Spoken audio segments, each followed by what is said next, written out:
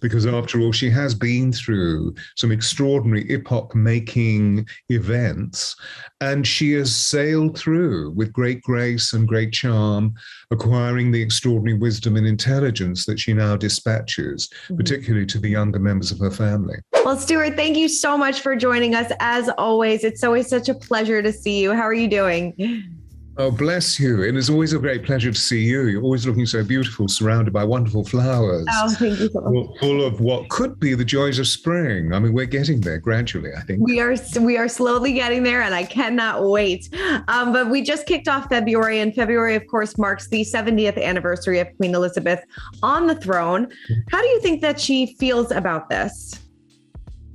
I feel she's exhilarated, from all accounts. I mean, obviously, this is an unusual time for her because she is about to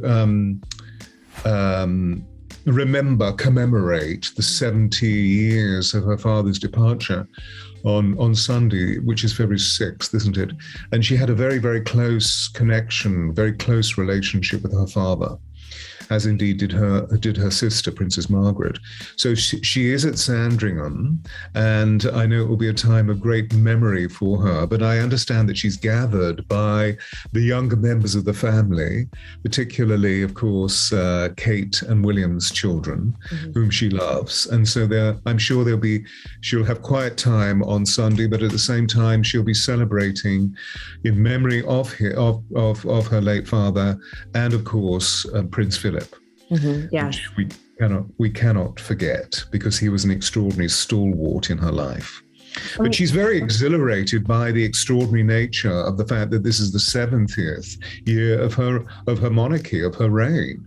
And she's the longest reigning monarch in the world, which is quite extraordinary. And this is a platinum jubilee, isn't it? Yes. And so the whole family has gathered to celebrate with her? Well, I don't think the whole family, because because of course William and Kate live very close by.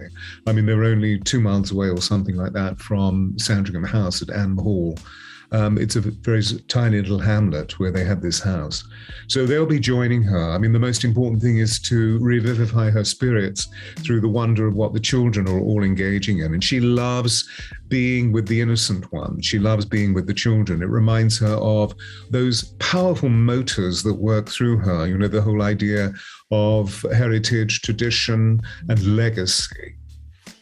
Yes, definitely. I mean, looking back, I'm sure it's so hard to say, but what do you think she would say is probably her greatest accomplishment over these past 70 years?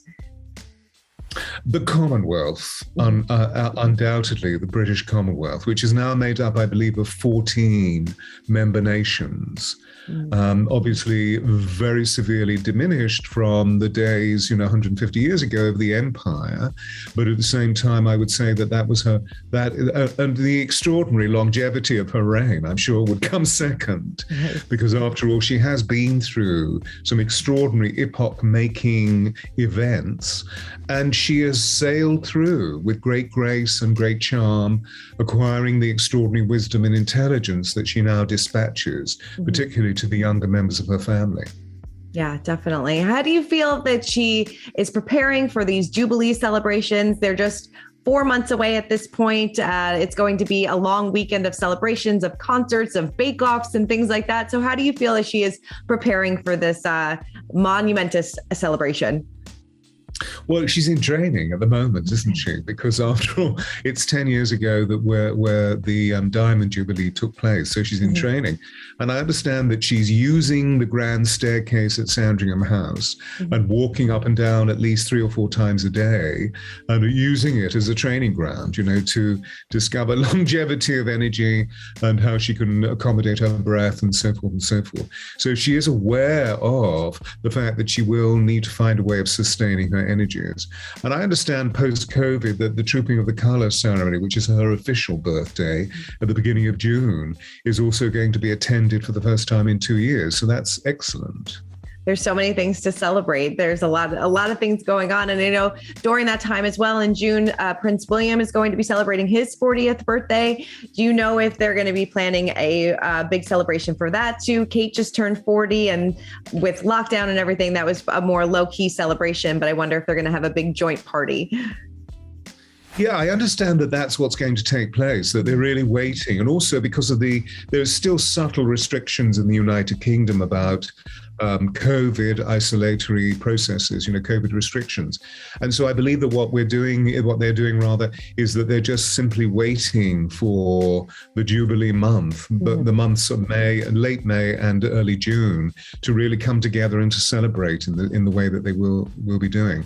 And I understand that Prince William is going to be creating some form of commemorative or anniversary special award that hasn't been fully defined as yet. But 40 is quite a landmark, isn't it? Or a lodestone to achieve in life.